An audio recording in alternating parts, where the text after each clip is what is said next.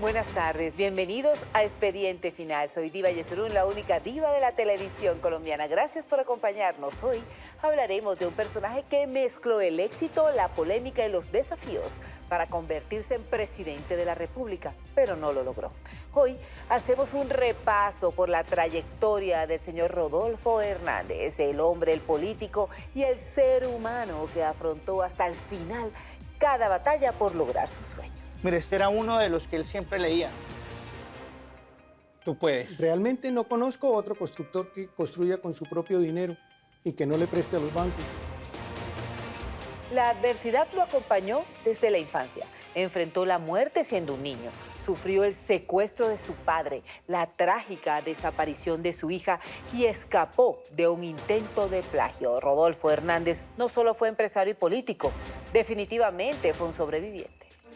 Es que el papá de él lo secuestraron en la casa. Mi papá estuvo golpeadísimo con la situación de mi abuelo Luis. La polémica siempre lo rodeó, incluso fue vinculado a 400 procesos legales. Terrible es terrible. Y en todo el país lo han tratado como de desprestigiar. Son políticos, al fin y al cabo, mentirosos, falsos. Y tanta oposición, pues imagínense. A él lo afectó mucho la salud y la política. Enfrentó con mucha valentía el cáncer hasta que perdió la guerra. Murió rodeado por su familia y a los pocos días su perro más fiel le siguió los pasos y también falleció. La condición ya se había deteriorado significativamente. La verdad, no se lo deseo a nadie, ni al peor enemigo. Tenía las manos muy hinchadas. Sí, fue el día más duro de mi vida.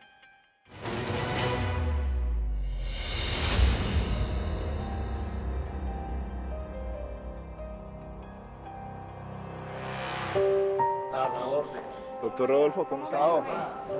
El 14 de marzo de 2024, Colombia quedó prácticamente en shock cuando Rodolfo Hernández, aspirante a la gobernación de Santander y ex candidato presidencial, confesó que tenía cáncer de colon en estado terminal.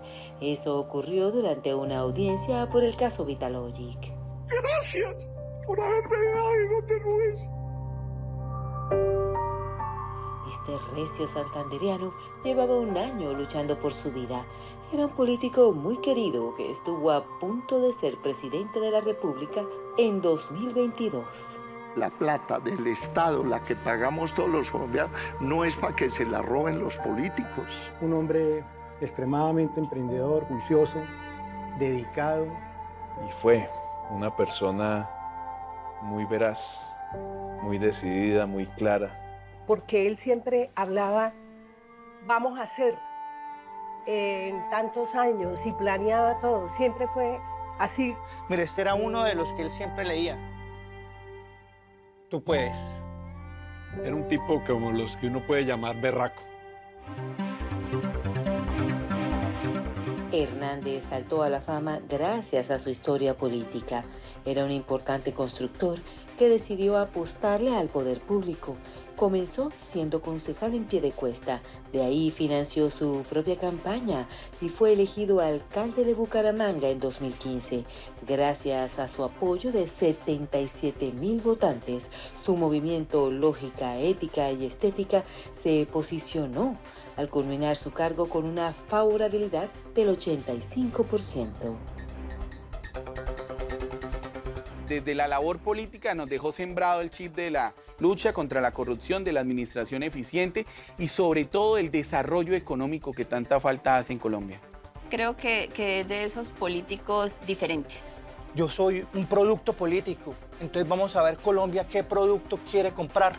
Y al final sabemos, todo Colombia sabe que a Rodolfo Hernández le robaron las elecciones presidenciales. Hoy ya lo podemos decir. Él nos decía mucho, el país está reflejado en esa imagen.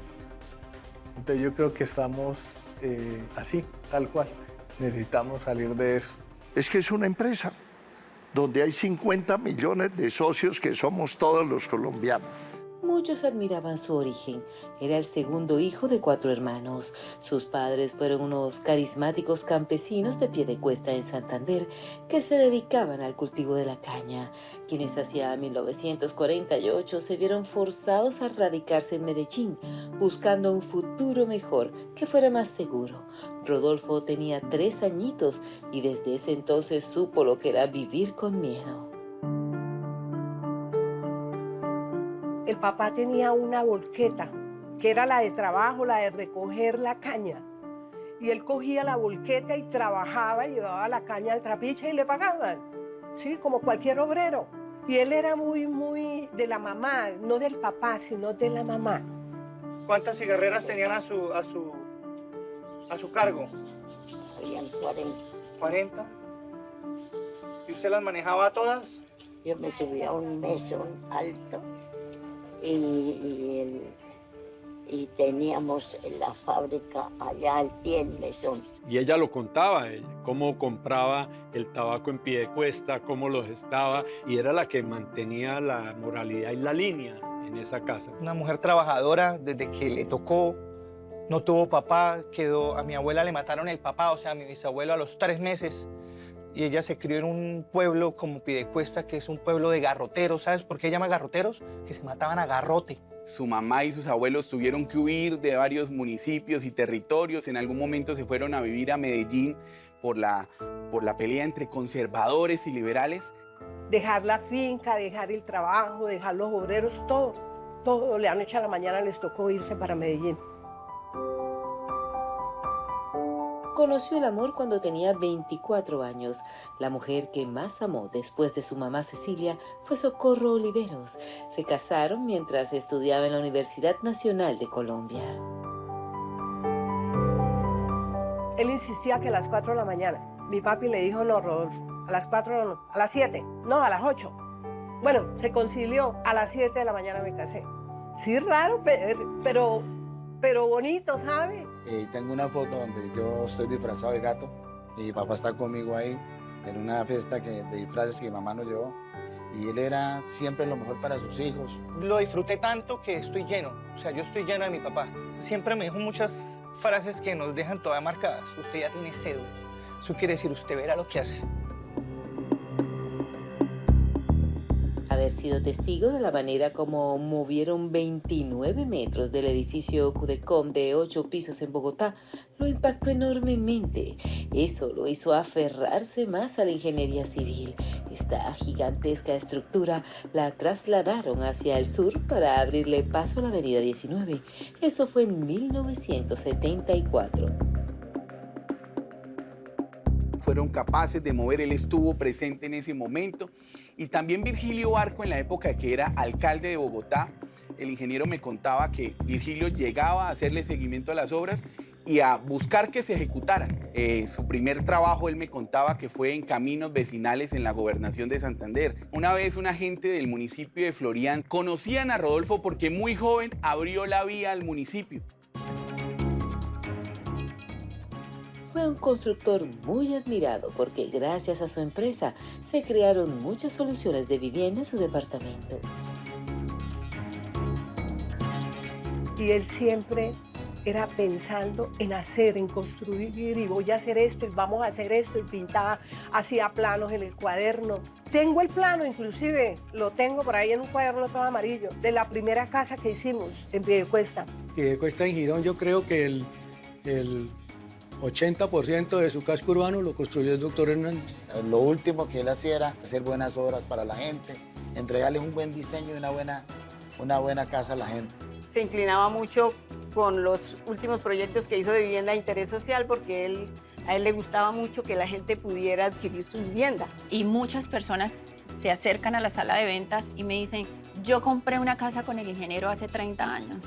Hoy esa casa, no sé, yo la compré en 50 millones, hoy cuesta 400 millones, 300 millones, te estoy dando ejemplos. Primero fue estas casas tipo colonial, con su techo de barro, con machimbre, con cosas de esas.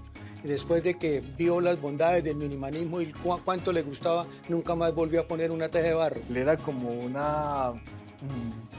reflejo del minimalismo, porque el éxito de la construcción es hacer con poco presupuesto grandes obras y que funcionen a la perfección. Manejó con gran habilidad la crisis inmobiliaria de Colombia en 1999, que afectó enormemente el mercado hipotecario.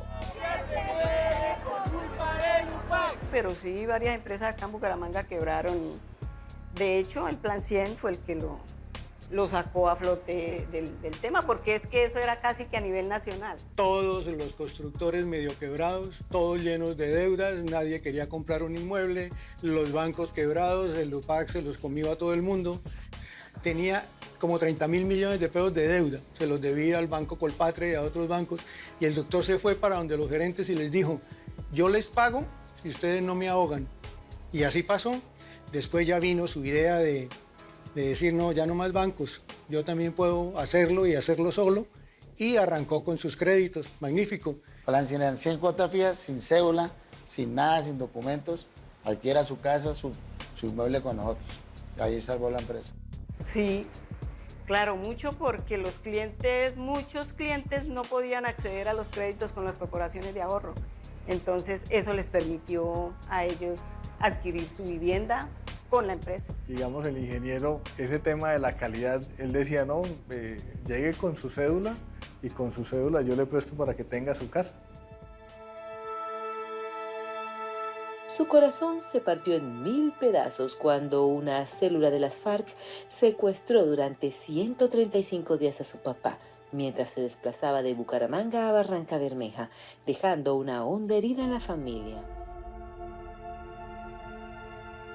No, y él lo vivió muy de cerca, es que el papá de él lo secuestraron en la casa y duró secuestrado como 6 meses. Claro, total, mi papá estuvo golpeadísimo con la situación de mi abuelo Luis. Fue una situación fuerte. Mi mamá también estuvo, mi abuela, toda la familia estuvimos cuando secuestraron a mi abuelo. Él tendría, a ver, 70 años, por ahí. Y llegó muy mal, muy feo. Y salió como loquito. Sufrió muchos tropiezos que fueron debilitándolo poco a poco, y finalmente pues sucumbimos ante la enfermedad. Nadie le da piedra al árbol desnutrido. La gente le tira piedras es al árbol que da cosecha. El canal Caracol está llevando hasta sus hogares la cronología de la muerte de Rodolfo Hernández, ex candidato presidencial, quien en el año 2000 logró evitar con gran valentía ser secuestrado gracias al apoyo de su esposa.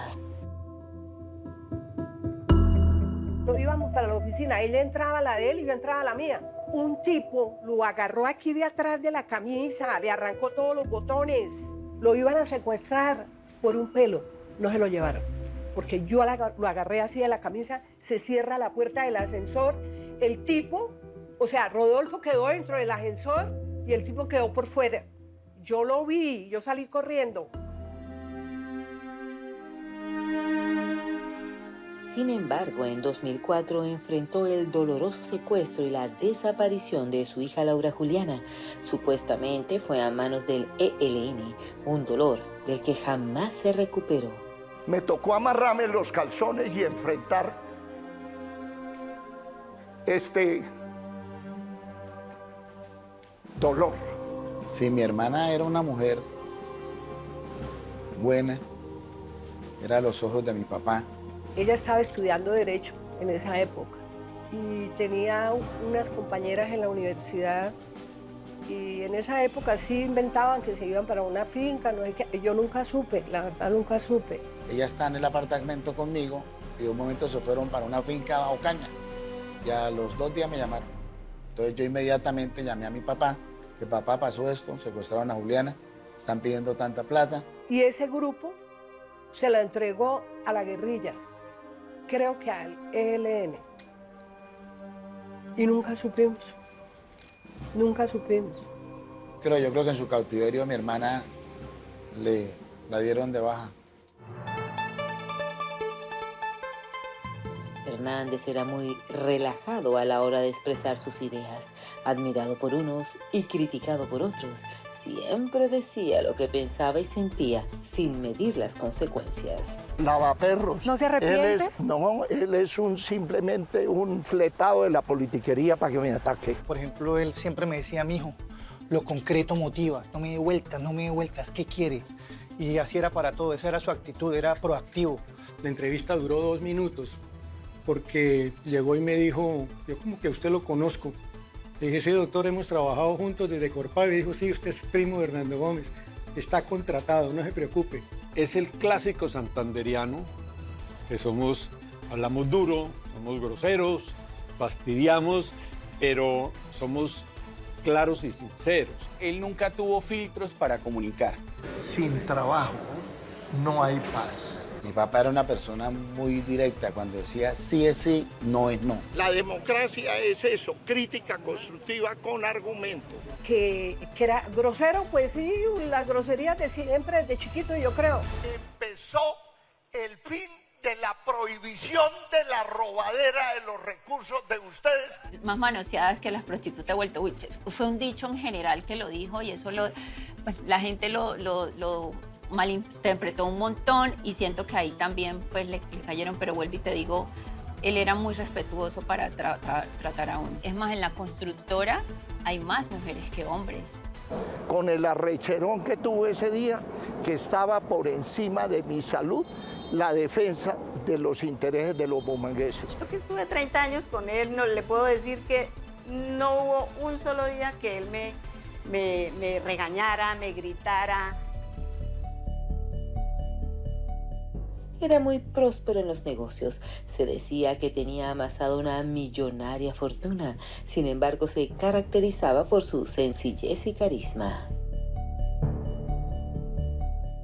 Porque era un hombre rico, pero no necesitaba nada. Usted lo veía y él no era hombre de relojes de marca, de ropa de marca. Un hombre sencillo, humilde. Mi papá cargaba un lapicero kilométrico y una panela esas de una flecha. Y era un maestro de la vida, era un hombre que me enseñó mucho. Creo que la mayor herencia que él me dejó fue el conocimiento y que nos dejó implantado a todos los que lo rodeamos. Cada vez que usted se sentaba con Rodolfo Hernández, algo aprendía.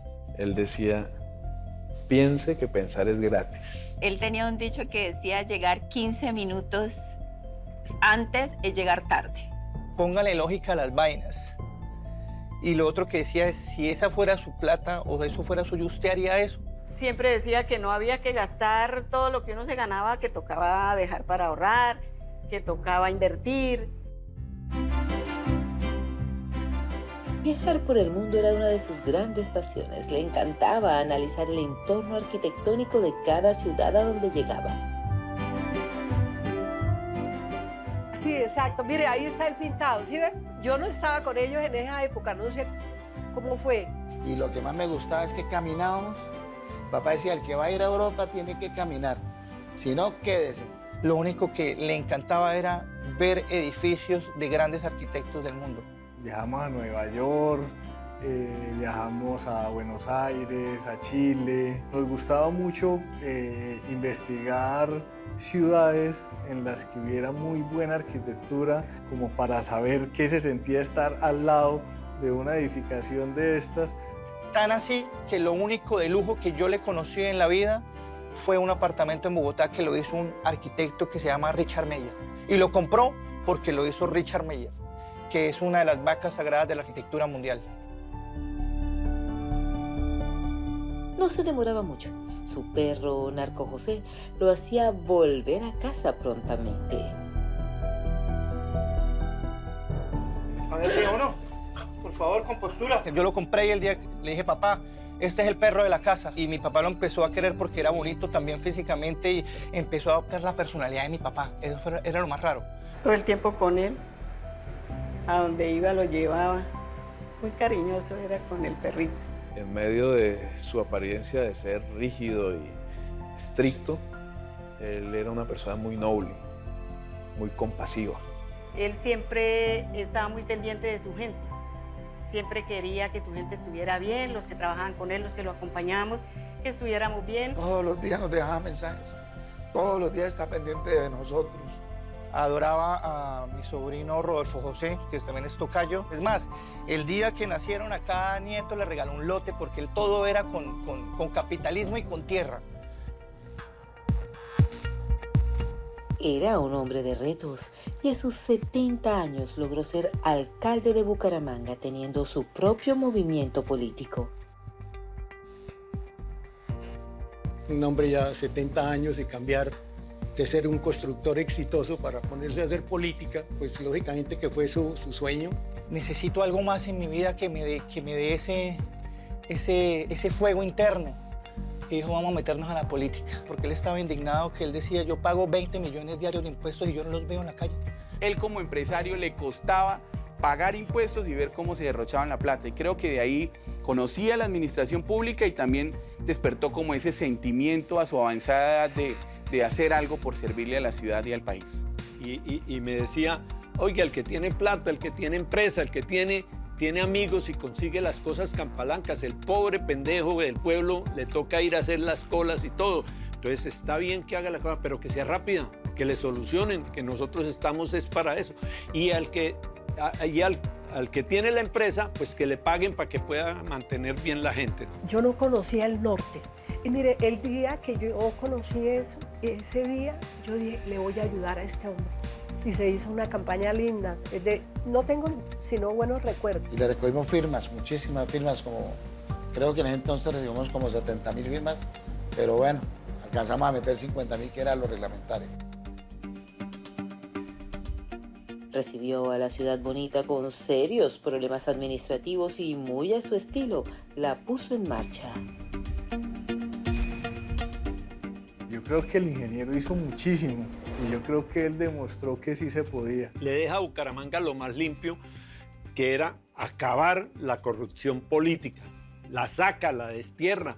Él dejó esa alcaldía con un superávit, mejor dicho. Limpia las finanzas, paga todas las deudas, recoge la chequera, renegocia las deudas, hace 504 obras.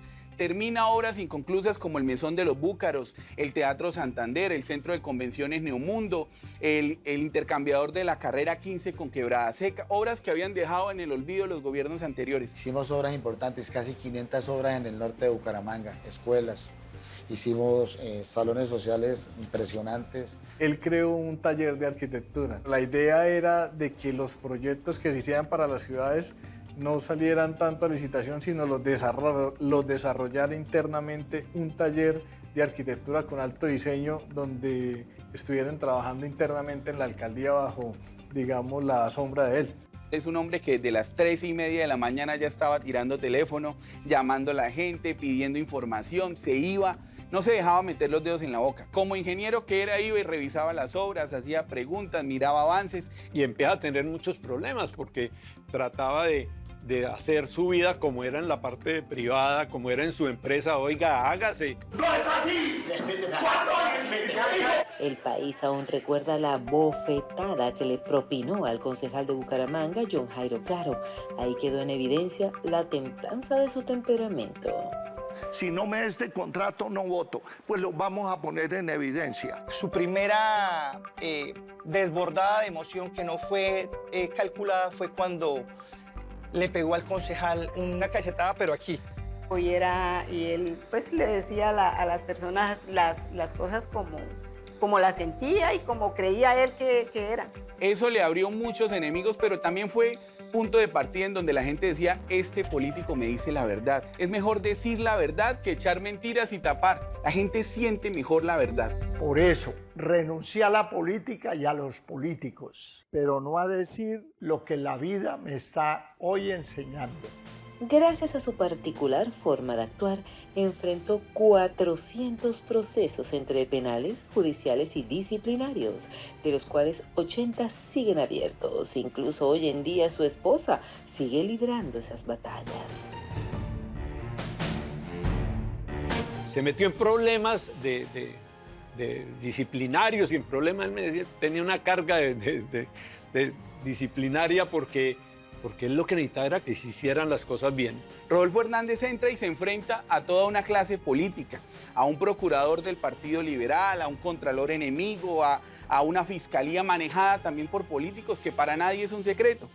A él le abren 400 procesos entre penales, disciplinarios y fiscales, 400. Tiro Fijo tenía 200, Garavito tenía 150. Él fue un hombre que actuó siempre de buena fe y al actuar de buena fe siempre se aprovecharon muchos de esa buena fe que él entregaba. De los 400, más de 300 fueron archivados. Es decir, eran temerarios para asustar, para intentar atacar. Claro, lo tengo vivo. Rodolfo no está, pero yo estoy viva. Y a mí me tienen persecución. A mí me cancelan las cuentas del banco, ni siquiera me pueden consignar mi sueldo. No, una locura. El caso es que estoy imputada todavía. Y me siguen citando y me siguen llamando y que cambia el abogado y que el otro y que no sé qué. Y los otros felices. Y yo aquí fregada. Duro. Ese día fue el día más duro de mi vida. Se dio un ídolo. Mi compromiso es con Colombia, no es con politiqueros ni con políticos que ahora se quieran volver a reencauchar. El equipo periodístico de Expediente Final está contando los apartes más relevantes en la vida del ex candidato presidencial Rodolfo Hernández, quien se proyectaba para ser el nuevo suceso político de Colombia, ya que alcanzó a repuntar los resultados de favoritismo en las elecciones de 2022. Logró llegar a la segunda vuelta y finalmente Gustavo Petro fue el elegido. Él estaba convencido que se podía ganar la presidencia de Colombia. Desde un principio él trabajó por eso. Él tenía claro que Colombia es una empresa, y es una empresa donde lo único que hay que hacer es revisar el balance y mirar en qué se está gastando más la plata, corregir eso y buscar de manera eficiente invertir toda la plata de Colombia. Yo creo que él también lo pensó siempre. Yo voy a ser el presidente.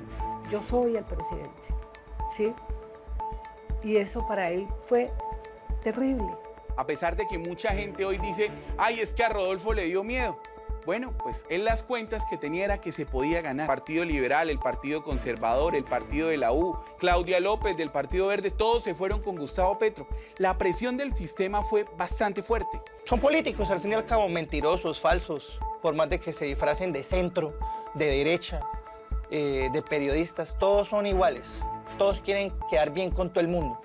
Y eso es lo que no se puede hacer en política. Y en todo el país lo han tratado como de desprestigiar porque temían lo que era la fuerza de Rodolfo. Es que un pueblerino, un berraco que se gana aquí, se saca de 60.000 votos aquí y de un día a otro sale con 11 millones de votos en Colombia. Esa es una persona brillante, es una persona que la gente le cree, que movía al mundo, movía el corazón. Jamás perdió su esencia, sin importar el cargo que desempeñara. Siempre era el mismo hombre, jovial y carismático. Pero diciendo la verdad, a veces no era políticamente correcto. Eso le surgió varios enemigos y varios comentarios que hizo, digamos que a pesar de que lo catapultaron a nivel nacional, pues generaron como una discordia en algunos sectores. Papá, por favor, duérmase, yo lo levanto 15 minutos antes. Mire que CNN, Latam en vivo. Yo dije, yo no le puedo decir que no a Fernando del Rincón, o sea, entro, papá, levántese, prendo la luz, dormido, prendo el televisor, dormido, empiezo a hacer ruido con los perros y nada, ya me tocó, fue tocarlo, papá, levántese, y él, ¿qué pasó? Y yo, la entrevista. Hicimos la entrevista y la primera pregunta del periodista es, don Rodolfo, ¿usted está en pijama o tiene una bata de seda? Y le dicen, papá, Fernando, yo estaba en el quinto sueño, mientras, o sea, yo me estoy levantando aquí para atenderlo a usted, pero yo estoy en el quinto sueño y pues eso es políticamente incorrecto. Dígame, ¿qué candidato presidencial en segunda vuelta va a salir en pijama para una entrevista? Y así era él. Llega el presidente totalmente prisionero de toda la corrupción, que le cambia apoyo por entregarle brazos de poder ejecutivo. Realizó una campaña presidencial muy particular. Sus publicaciones en varias ocasiones fueron tendencia. de que yo soy capaz de hacer ese cambio profundo que necesita Colombia. No sé, un día por X o Y le compré un iPhone, se lo entregué, le empecé a enseñar más o menos cómo era el tema y se volvió adicto al TikTok. Era impresionante. Todo lo que veía de Milei era por TikTok. Veía a Bukele por TikTok. Mucha gente pensaba que Rodolfo era un producto creado por unos mercadólogos o por unos especialistas en marketing. No, Rodolfo era él mismo el producto. Que él mismo se vendió, decía yo, sin cambios de absolutamente nada. Él decía, si la gente habla positivo o negativo, es que dimos en el punto. Fue víctima de serias amenazas en contra de su vida y la de su familia. Eso lo desestabilizó durante la campaña. Terrible es terrible. En la segunda vuelta exactamente se empezó a poner todo muy crítico. Por ejemplo, los celulares de nosotros estaban súper chuzados. Es más, la presión también de los ilegales fue fuerte. A Rodolfo Hernández, él nos cuenta después cómo lo amenazaron. Personas que se le acercaban a decirle, ingeniero, escuchamos esto, tengamos cuidado con esto. Eso llamaban, escribían por WhatsApp, pero mi papá decía, mijo, es que los revólveres no los venden con huevas. Porque cualquiera puede amenazar por Twitter, por internet, pero otra cosa es estar de frente y meterle un tiro. Y él no temía solo por la vida de él, porque él siempre había dicho, pues si me matan, yo no le tengo miedo a la muerte. No tenía miedo. De hecho, alguna vez conversamos. Yo le dije, bueno, Rodolfo, ¿le tiene miedo a morir? Él me dijo, no tengo miedo. Que él no temía por su vida. Él temía por su familia, temía por sus nietos, temía por su entorno. Entonces, ya cuando se empezaron a meter con su familia, con sus nietos, con gente del equipo, él ya dijo, tengo que cuidarme. Aquí cerca el apartamento de él y fui testigo de eso, de que estaban una tarde y con una piedra le partieron el vidrio y eran amenazas para ellos, que si no cerraban, Rodolfo tal, y amenazaban a su nieta, que era la hija de uno de sus hijos. Entonces ya ahí se empezó como a colocar el tema un poco delicado y preocupante para él. Y después de esto, de la campaña y de todo lo que ha pasado, pues tengo razón de sentirme muy insegura. Yo me siento muy insegura. La montaña, los árboles y nuestros perritos son éticos por naturaleza. El estrés de la campaña presidencial afectó su salud e incentivó el crecimiento del tumor que tenía en la parte abdominal. Dijeron que su hija Juliana, que había sido asesinada por el ELN, estaba recluida en un centro psiquiátrico en Nueva York. Dijeron que él recibía plata de Pfizer en su momento. Dijeron que él era ateo. Muchas cosas que pasaron. Papá era una persona que a él lo afectó mucho la salud y la política.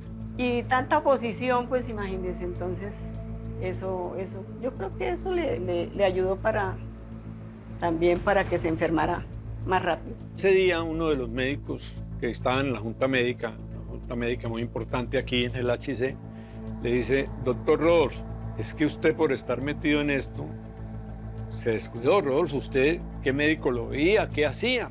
Terminó yendo al médico y ahí es donde le comentan que o tenía anemia o tenía cáncer, porque el nivel de los glóbulos rojos estaba muy bajo. Empezó a sentir unas molestias, vino al hospital, le hicimos todos los estudios y allí se documentó la primera lesión, una lesión cancerosa en el colon derecho. Luego de ver frustrado su sueño de ser presidente de Colombia, aceptó la invitación para ser senador de la República y ahí permaneció un periodo muy corto. Prefirió apostarle a la gobernación de Santander. A él le tocó particularmente el inicio de este congreso, donde llevaban ollas con sancocho, donde ya entraban caballos, llevaban gatos, llegaba gente en chancletas, en pantaloneta. Y aunque eso es la representación de Colombia, para Rodolfo Hernández ese no era un escenario por el que él estaba luchando ni por el que él sentía que debía dedicar su vida. Para 2023 ya no había duda alguna. Rodolfo Hernández tenía un tumor cancerígeno que crecía rápidamente en su colon y de ahí estaba pasando hacia el hígado. Sumado a eso, la diabetes iba en aumento. El 2 de mayo del 2023 al Inge le dieron la noticia de que él tenía cáncer de colon y yo estaba ahí presente. Y él obviamente se quebrantó, era la primera vez que lo veía llorando y me dijo, me acompaña en este proceso y le dije hasta el último día de su vida, lo que toque. Sin embargo, le cuento algo, a él le hacían las quimioterapias y en la tarde estaba en la oficina trabajando. O sea, era un hombre que mentalmente era muy fuerte. Yo decía, pero entonces, ¿cómo es una quimioterapia diferente era? Yo preguntaba, ¿será que es diferente? ¿No es la misma? Siempre estaba de buen ánimo, siempre era positivo, siempre quería salir adelante, siempre quería más. Y tal vez por eso era una persona muy exitosa. Pues la verdad es que nunca se quejó, nunca se quejó. Siempre dijo, pues, hagámosle hasta donde toque. Que toca hacer esto, hágale. Papá, que parece que toca otra vez entubarlo, hágale.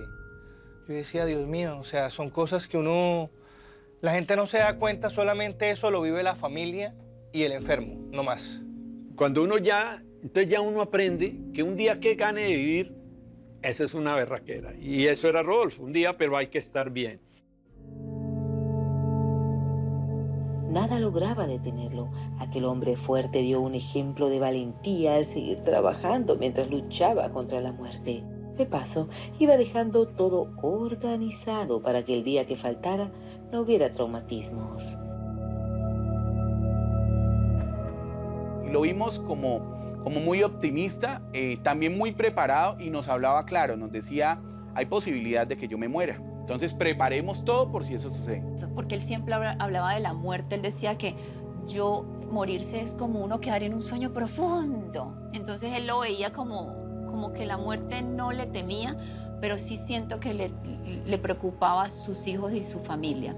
Empezó como a arreglar todo, a dejarnos todo, el camino listo. Nos dejó una empresa organizada, nos dejó una empresa con 0 deudas, nos dejó una empresa con proyectos. Estando el cáncer en un estado tan avanzado, enfrentó un proceso legal por el supuesto caso de corrupción de Vitalogic. Y fue ahí, en plena audiencia, cuando Colombia se enteró de la etapa terminal de su estado de salud. Tengo un cáncer terminal. Gracias. La recuperación de la última cirugía, que fue una hepatectomía, sí, digamos que se vio o sufrió muchos tropiezos que fueron debilitándolo poco a poco, y finalmente pues sucumbimos ante la enfermedad. Mi mamá, mis hermanos, todos, Seidis, todos los días esa mujer era, mejor dicho, mi hermano Luis Carlos, todas las noches durmiendo con él, estando con él, yo me turnaba con él. Las quimios, porque bueno, fueron muchas cosas, fueron muchas cirugías y retrocedíamos, volvíamos. Pero del aprendizaje más grande de todo esto que él me dejó, su fuerza mental. Empezó a cambiar su comportamiento, se acercó más a Dios y le apostó a un bonito proceso de perdón con sus familiares y allegados. Después de la cirugía del hígado, no volvió a levantarse más. Por ahí 1 día y medio volvimos nuevamente al apartamento, se complicó, tuvimos otra vez que internarlo y no más. Y lo acompañamos también en su enfermedad, en su proceso en los últimos meses, y también tuve la oportunidad de estar hasta ese último respiro del ingeniero Rodolfo. Yo le cogí la mano, tenía las manos muy hinchadas. Tenemos una foto muy linda, que es de las manos, todos pusimos las manos sobre él. Estábamos todos alrededor, hablándole, cantándole. Él tenía claro que iba a morir y para poder partir en paz necesitaba despedirse de su mamá. El 1 de septiembre habló con ella por última vez y al otro día murió. Ese día fue muy lindo porque así también como fue triste, fue lindo porque en ese momento que mi papá muere estamos todos. Está mi hermano, mi mamá, está mi hermano, estamos todos con él muriendo. Y eso fue para él muy lindo. Y mi abuela Cecilia, cuando Camilo la llama y Él se despide de ella. Él se despide de ella. Duro. Ese día fue el día más duro de mi vida. Se dio un ídolo. Durísimos. Uf, no se lo deseo a nadie. Pero yo lo único que sé es que descansó hasta el último minuto. Le cogí la mano hasta que dejó de respirar. Y empieza porque hay como un aparato que empieza a medir como el ritmo, el corazón, y eso empezó a bajar, 100, 80, 65, cuando empieza a hacer pi. Y vuelvo y repito, esas son circunstancias que jamás se olvidan.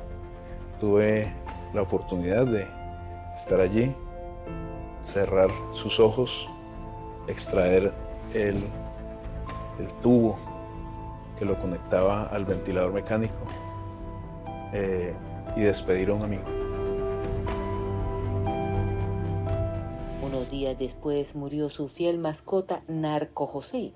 La conexión entre ellos era muy fuerte. Narco empezó a sufrir, él sentía, y cuando mi papá entraba en UCI, el perro entraba en UCI. Hernández dejó una huella imborrable en la historia reciente de Colombia. Su paso por la vida pública estuvo marcado por su estilo directo, su carácter polémico y su lucha incansable, incluso frente a la adversidad de una enfermedad implacable. Más allá de las controversias, será recordado como un hombre que desafió los esquemas tradicionales de la política, que habló sin filtros y que hasta el final defendió sus convicciones con firmeza. Todas las personas que velan por el bien de uno son amigos. Y él me enseñó mucho, veló por mi bien. Hay gente que todavía va a donde está mi papá, a la tumba, y le agradecen por la casa que ellos tienen. Porque mucha gente tuvo casa por mi papá. Y lo recuerdo, lo lloro, lo extraño. No ha pasado un día en que no me haga falta. La verdad, es un lo. Muchas veces en mi interior, en mi tranquilidad, pienso en Rodolfo. ¿Qué estaría pensando Rodolfo? ¿Qué haría Rodolfo? ¿Cómo estaría en las determinaciones Rodolfo? Él murió, pero seguimos caminando prácticamente como si él estuviera acá. Realmente casi que lo sentimos aquí todos los días. Creo que aunque se va a la parte física, nos queda en el corazón y en la mente las enseñanzas del ingeniero y nos queda el mensaje que sí se puede. Tenemos una tarea muy grande, porque yo les digo a estos muchachos de la liga, eso tiene que vivir. Hasta aquí un capítulo más de Expediente Final. Gracias por acompañarnos y recuerden que este capítulo también lo pueden disfrutar en YouTube y en DTU. Y por supuesto, estamos en nuestras plataformas digitales como @expedientefinal, en Instagram y también en Facebook. ¡Feliz semana para todos!